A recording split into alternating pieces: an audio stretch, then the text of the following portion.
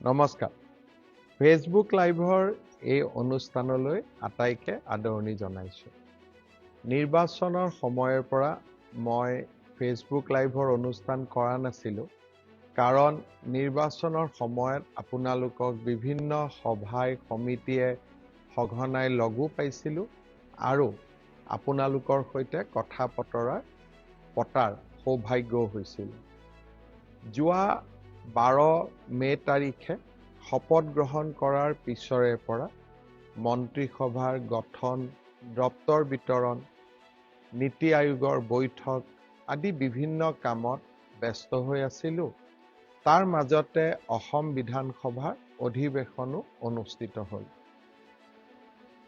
প্ৰাৰম্ভিক চৰকাৰৰ দ্বিতীয়বাৰ দায়িত্ব লোৱাৰ পিছত প্ৰাৰম্ভিক যি ব্যস্ততা, সেই ব্যস্ততাৰ ইতিমধ্যে সামৰণি পৰিছে আৰু এতিয়াৰ পৰা মাজে সময়ে আপোনালোকৰ ওচৰলৈ ফেচবুক লাইভৰ জৰিয়তে আহি থাকিম। শ্ৰদ্ধাৰ ৰাইজ, ইতিমধ্যে মোৰ সামাজিক মাধ্যম বা সাংবাদিকৰ সৈতে হোৱা কথা বতৰা আৰু বিভিন্ন ৰাজহুৱা মঞ্চৰ জৰিয়তে বিগত নিৰ্বাচনত আপোনালোকে আমাৰ প্ৰতি দেখুওৱা অফুৰন্ত সঁহাৰি, মৰম আৰু আদৰৰ বাবে মই কৃতজ্ঞতা জনাইছোঁ। অসমৰ ৰাজনৈতিক ইতিহাসত 102খন আসনত বিজয়ী হোৱা এক নিতান্তই অভূতপূৰ্ব ঘটনা। পৰম পিতাৰ আশীৰ্বাদ আৰু আপোনালোকৰ শুভকামনা আৰু অফুৰন্ত সহযোগিতাৰ বাবে এনে এক অভূতপূৰ্ব ৰাজনৈতিক ইতিহাসৰ আমি সাক্ষী হৈ থকাৰ সুযোগ পালোঁ। মই কেইবাখনো সভাত কৈছোঁ যে নৰ আৰু নাৰায়ণ অৰ্থাৎ নেদেখাজন আৰু আপোনালোকৰ অভূতপূৰ্ব আশীৰ্বাদ, মৰম, সহানুভূতি, সহযোগিতা নাথাকিলে অসমৰ দৰে ৰাজ্য এখনত 126খন আসনৰ ভিতৰত 102খন আসন জয় কৰাটো এটা ভাবিব নোৱাৰা পৰিঘটনা। যি নহওক, ভাবিব নোৱাৰা ঘটনা এটা আমাৰ ৰাজ্যত সংঘটিত হ'ল আৰু এই গোটেই ঘটনাৰ সাক্ষী হৈ থকাৰ সুযোগ পালোঁ।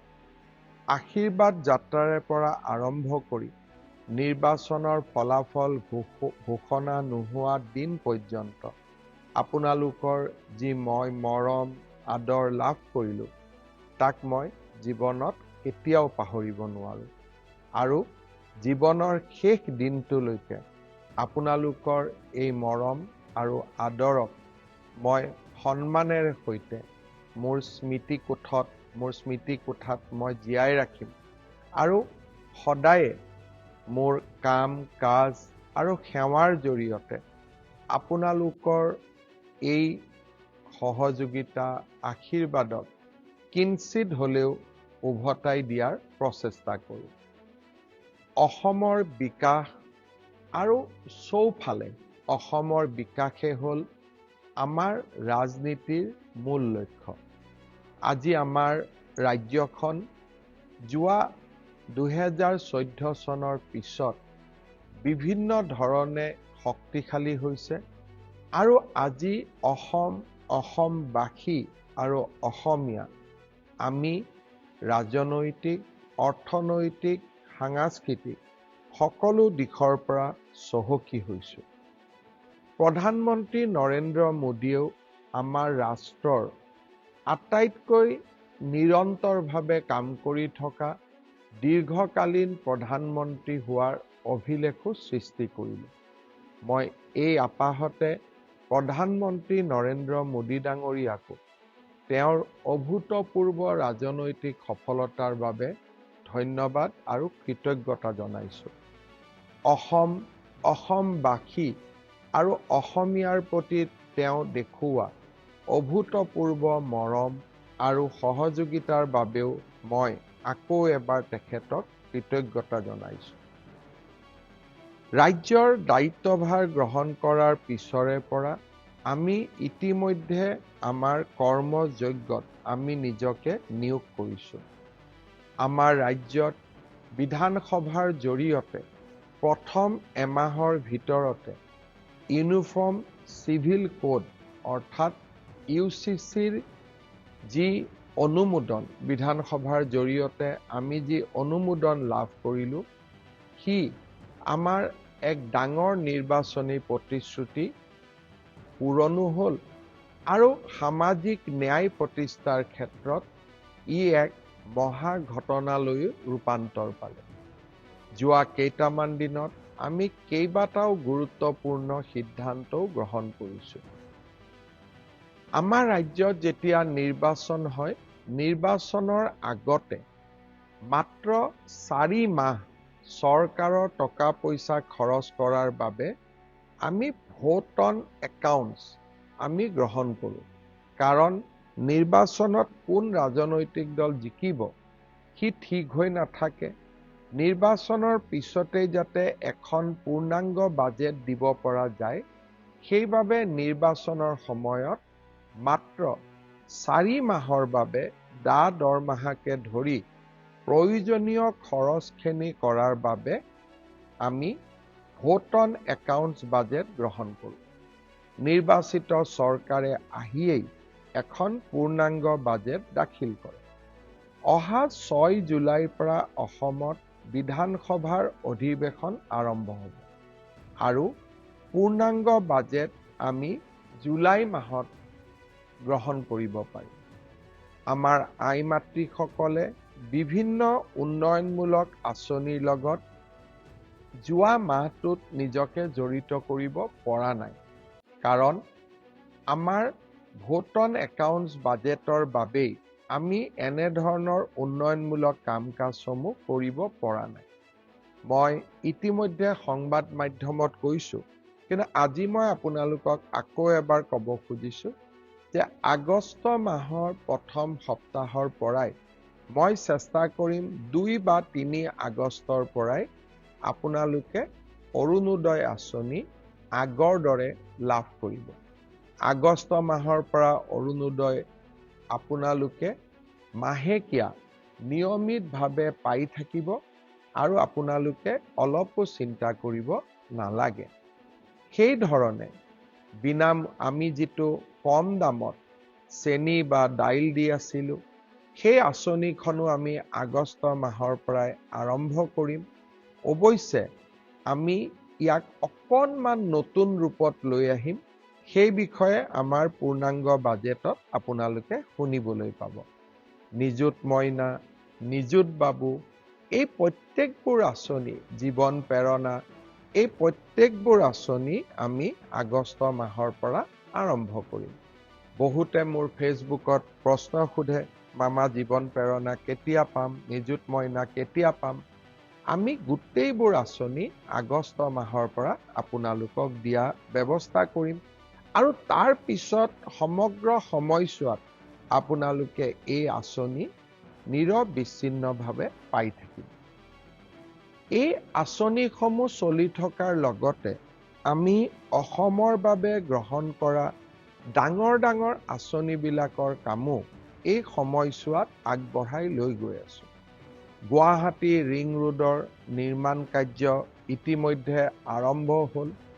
কাজিৰঙাৰ এলিভেটেড কৰিডৰৰ নিবিদা প্ৰক্ৰিয়া ইতিমধ্যে আৰম্ভ হ'ল।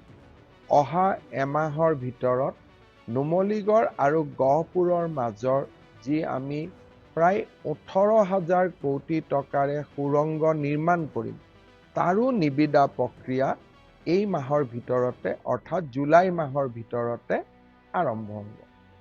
ইয়াৰ উপৰিও মই নতুন দিল্লীত থকা সময়ছোৱাত প্ৰধানমন্ত্ৰী নৰেন্দ্ৰ মোদী ডাঙৰীয়া আৰু কেন্দ্ৰীয় পথ পৰিবহণ মন্ত্ৰী নীতিন গাডকাৰী ডাঙৰীয়াক লগ পোৱাৰ মোৰ সৌভাগ্য হৈছিল।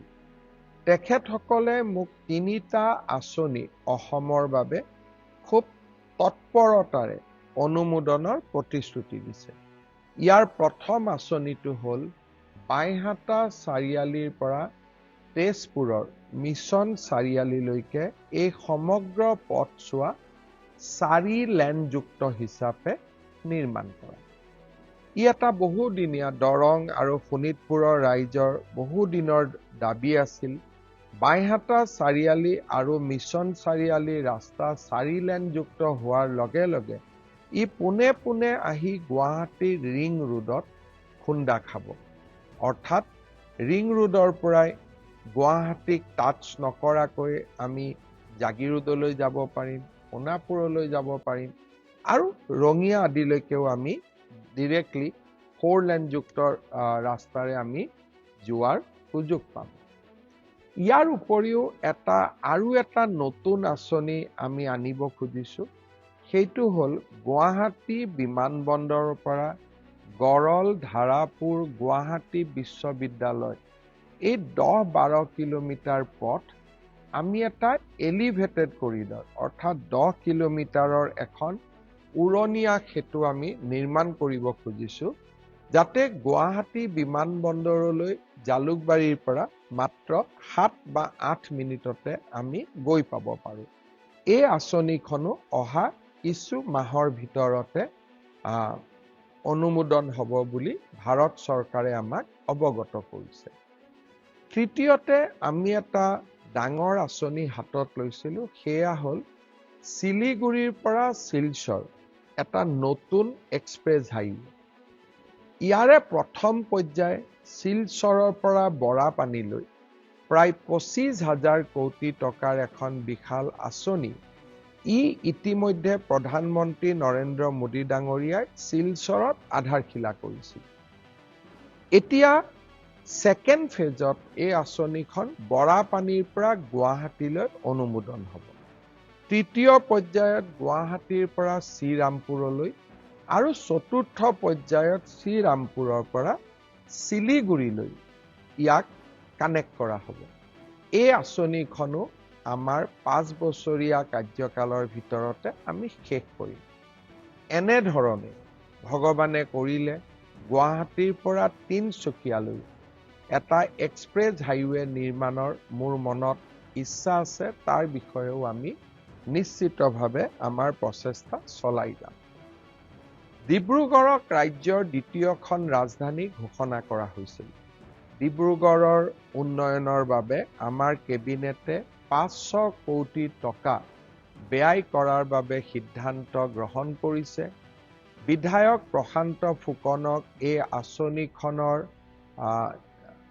সিলেকশ্যন বা কি কাম কৰিব লাগিব তাৰ কাৰণে তেখেতৰ নেতৃত্বত আমি ছেকেণ্ড কেপিটেল ডেভেলপমেণ্ট অথৰিটি এটা কৰিছোঁ আৰু নিশ্চিতভাৱে অহা কিছুদিনত মই যেতিয়া ডিব্ৰুগড়লৈ যাম, এই আঁচনি বা এই 500 কোটি টকাৰে আমি কি কাম কৰিম তাৰ বিষয়ে ডিব্ৰুগড়ৰ ৰাইজৰ লগত কথা পতাৰ মই নিশ্চিতভাৱে সুযোগ গ্ৰহণ কৰিম।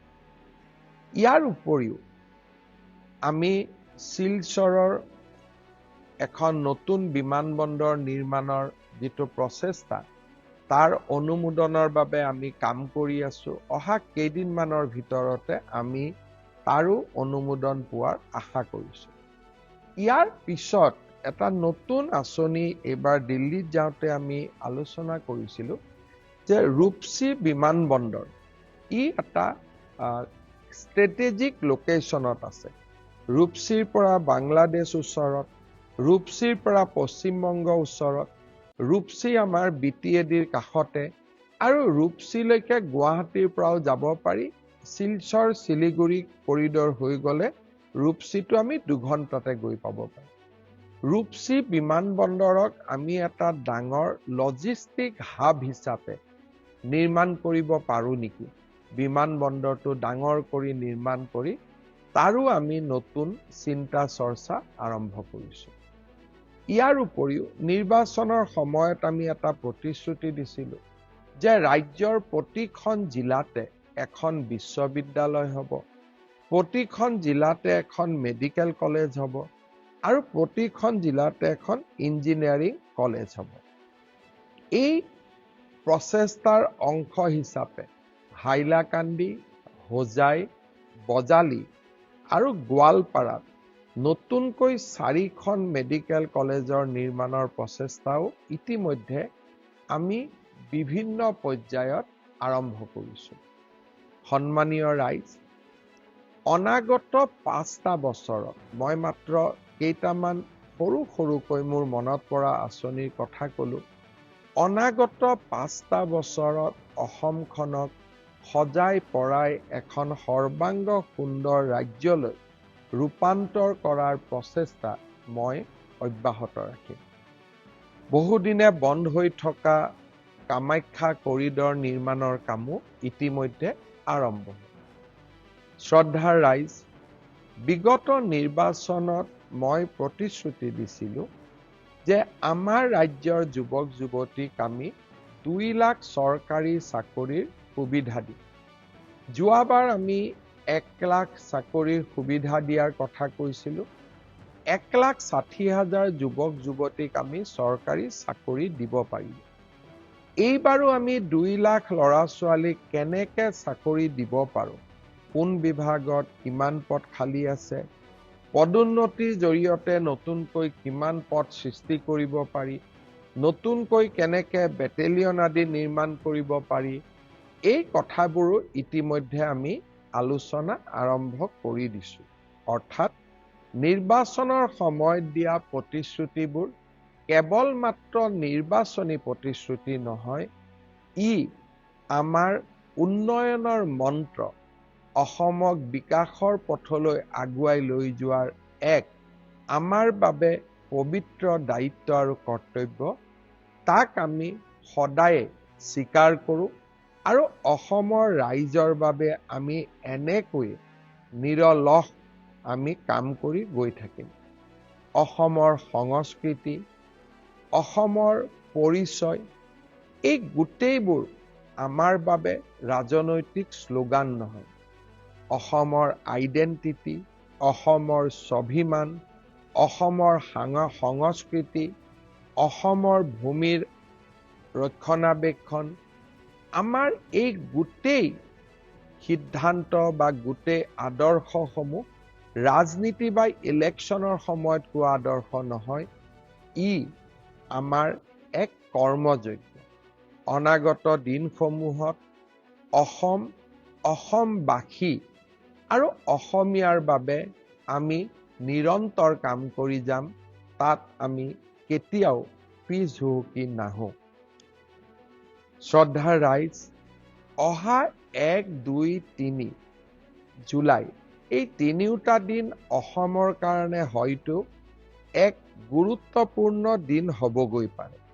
প্ৰধানমন্ত্ৰী নৰেন্দ্ৰ মোদী ডাঙৰীয়াৰ প্ৰচেষ্টাত এই 3টা দিনত হয়তো আমি এগৰাকী অতিকে শক্তিশালী গুৰুত্বপূৰ্ণ বিদেশী আলহীক আদৰিবৰ বাবে সুযোগ পাম। চৰকাৰীভাৱে ই ঘোষণা হোৱা নাই, তথাপিতো আমি আশা কৰিছোঁ যে প্ৰধানমন্ত্ৰী মোদী ডাঙৰীয়াই 1, 2, 3 তাৰিখে অসম গুৱাহাটী ভ্ৰমণ কৰিব আৰু তেখেতৰ লগত আৰু এগৰাকী শক্তিশালী আলহী বা প্ৰভাৱশালী আলহী বা এগৰাকী আন্তৰ্জাতিকভাৱে পৰিচিত আলহী আমাৰ অসম ভ্ৰমণ কৰিব, গুৱাহাটী ভ্ৰমণ কৰিব। তাৰ কাৰণে মহানগৰীখনক সুন্দৰভাৱে সজাই পৰাই তোলাৰ আমি ব্যৱস্থা আৰম্ভ কৰিছোঁ। কাৰণ এনে ধৰণৰ অতিথিক আদৰাৰ সুযোগ হয়তো এজন মানুহৰ জীৱনকালত এবাৰেই হ'ব পাৰে। এনে ধৰণে আমি যাতে আমাৰ আলহীক উপযুক্ত ধৰণে আমি আদৰণি জনাব পাৰোঁ, তাৰ কাৰণে আমি মহানগৰীৰ সৌন্দৰ্য বৃদ্ধিৰ বাবে ব্যৱস্থা হাতত লৈছোঁ। আপোনালোকৰ মই সহযোগিতা আশা কৰিম। এইকেইটা দিন আমি যাতে আমাৰ অতিথি পৰায়ণৰ উৎকৃষ্টতম উদাহৰণ দিব পাৰোঁ, তাৰ বাবে মই ৰাইজৰ সহযোগিতা বিচাৰিম। আৰু যি সময়ত মহানগৰীখনক সুন্দৰ কৰাৰ প্ৰচেষ্টা হ'ব, ক'ৰবাত নহয় ক'ৰবাত ৰাইজৰ কিছু ক্ষতিও হ'ব। তাৰ বাবে মই ৰাইজৰ ওচৰত ক্ষমা বিচাৰিম, কিন্তু ৰাইজৰ পৰা সহযোগিতাৰো আশা কৰিম। শ্ৰদ্ধাৰ ৰাইজ, এটা কথা নকলে মই নিশ্চয় আপোনালোকৰ ওচৰত দোষী হৈ ৰৈ যাম। যোৱা কেইটামান দিনত অসমত বা আমাৰ দেশত পেট্ৰল ডিজেলৰ মূল্য বৃদ্ধি পাইছে আৰু তাৰ ফলত সৰ্বসাধাৰণ ৰাইজৰ কষ্টও হৈছে। কিন্তু আমি সকলোৱে জানো এই মূল্য বৃদ্ধি কিয় হৈছে আৰু এই মূল্য বৃদ্ধিৰ কাৰণ কি। ভাৰতৰ খাৰুৱা তেলৰ বা পেট্ৰল ডিজেলৰ 90% পেট্ৰল ডিজেল আমি আৰব ৰাষ্ট্ৰ, ৰাছিয়া বা আমেৰিকাৰ পৰা, ভেনিজুৱেলাৰ দৰে ৰাষ্ট্ৰৰ পৰা আমি লৈ আহোঁ। বৰ্তমান যি মধ্যপ্ৰাচ্যত যি যুদ্ধ চলিছে, আমেৰিকা আৰু ইৰাণৰ যুদ্ধ চলিছে, তাৰ বাবে পেট্ৰল ডিজেলৰ মূল্যই আকাশলংঘী পৰ্যায়ত ভৰি দিছে। প্ৰধানমন্ত্ৰী নৰেন্দ্ৰ মোদীয়ে প্ৰচেষ্টা কৰিছে যাতে ভাৰতৰ সৰ্বসাধাৰণ ৰাইজে এই মূল্য বৃদ্ধিৰ পৰা অকণমান হ'লেও সকাহ পাব পাৰে। পৃথিৱীৰ সকলো দেশতে ডিজেল পেট্ৰলৰ মূল্য অভাৱনীয়ভাৱে বৃদ্ধি হৈছে। কিন্তু যিমানখিনি নকৰিলে আমাৰ দেশখন চলিব নোৱাৰা হ'ব, সিমানখিনি মূল্য বৃদ্ধি আমাৰ দেশেও পেট্ৰল ডিজেলৰ বাবে কৰিবলগীয়া হৈছে। আৰু আমাৰ ৰাজ্যখনেও এই যুদ্ধৰ বাবে সমগ্ৰ দেশৰ লগতে অকণমান হ'লেও বিত্তীয় অসুবিধাৰো সন্মুখীন হৈছে। নিৰ্বাচনৰ পিছতেই আমি এই বিত্তীয় অসুবিধাৰ সন্মুখীন হোৱাটো আমাৰ কাৰণেও চিন্তাৰ বিষয়। কিন্তু মই আশা কৰোঁ যে খুব সোনকালে আমেৰিকা আৰু ইৰাণৰ মাজত যুদ্ধৰ চুক্তি হ'ব, বিশ্ব বজাৰখন মুকলি হ'ব আৰু আমি অসম আৰু আমাৰ ৰাষ্ট্ৰ আমি পুনৰ বিকাশৰ কৰ্মযজ্ঞত নামিব পাৰিম। এই কেইটা দিন আমি এক প্ৰত্যাহ্বানৰ মাজেৰে পাৰ কৰিছোঁ আৰু নিশ্চিতভাৱে আমি সকলোৱে তাৰ ভুক্তভোগী। মই আশা কৰিম বিশ্বযুদ্ধ বা বৰ্তমান যুদ্ধৰ যি পৰিৱেশ শেষ হওক, সৰ্বসাধাৰণ ৰাইজ নিশ্চিতভাৱে অসুবিধাৰ পৰা মুক্ত হওক। মই আগতে কৈছোঁ যে মই মাজে মাজে ফেচবুক লাইভত আহি থাকিম আৰু আপোনালোকৰ মই এই ধৰণে যোগাযোগ কৰি থাকিম, চৰকাৰৰ আঁচনিবিলাক জনাই থাকিম আৰু তাৰ বাবে আপোনালোকেও মোক যি ধৰণে ফেচবুকত শুনে, তাৰ বাবে মই সদায় আপোনালোকৰ ওচৰত কৃতজ্ঞ হৈ থাকিম। এই মুহূৰ্ততো মই বক্তব্য দি থাকোঁতে বহুবিলাক ব্যক্তি আমাৰ লগত জড়িত হৈ আছে। মই দুই এজনৰ মই দেখি আছোঁ, যি দুই এজন চিনাকি মানুহো আমাৰ লগত জড়িত হৈ আছে আৰু আমাৰ বহুতবিলাক মোৰ ফেচবুক লাইভত সঘনাই জড়িত হৈ থকা ব্যক্তিসকলো জড়িত হৈ আছে। ৰাজু তালুকদাৰ, তেখেতে আমাৰ ফেচবুক লাইভৰ অনুষ্ঠান শুনি আছে। কামিনী পাটোৱাৰী আমাৰ অনুষ্ঠান শুনি আছে। বিজয় নাগ আমাৰ অনুষ্ঠান শুনি আছে। বিধায়ক অৰূপ কুমাৰ দে আমাৰ অনুষ্ঠান শুনি আছে। বিধায়ক মানৱ ডেকা আমাৰ অনুষ্ঠান শুনি আছে। এই ধৰণে বহুবিলাক ব্যক্তিয়ে আমাৰ এই অনুষ্ঠান উপভোগ কৰি আছে। সকলোকে মই ধন্যবাদ আৰু কৃতজ্ঞতা জনাইছোঁ আৰু আমি এনেধৰণে ফেচবুক লাইভত লগ পাই থাকিম।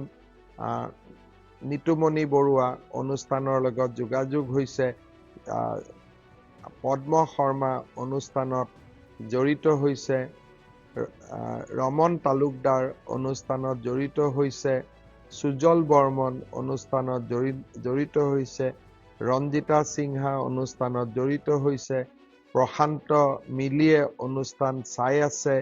মই সকলোকে মোৰ এই অনুষ্ঠান চোৱাৰ বাবে কৃতজ্ঞতা জনাইছোঁ। আকৌ লগ পাম আজিৰ ফেচবুক লাইভ অনুষ্ঠান পুনৰ এবাৰ আপোনালোকক আকৌ এবাৰ লগ পোৱাৰ প্ৰতিশ্ৰুতিৰে সামৰণি মাৰিছোঁ। ধন্যবাদ। জয় হিন্দ, বন্দে মাতৰম, জয় আই অসম।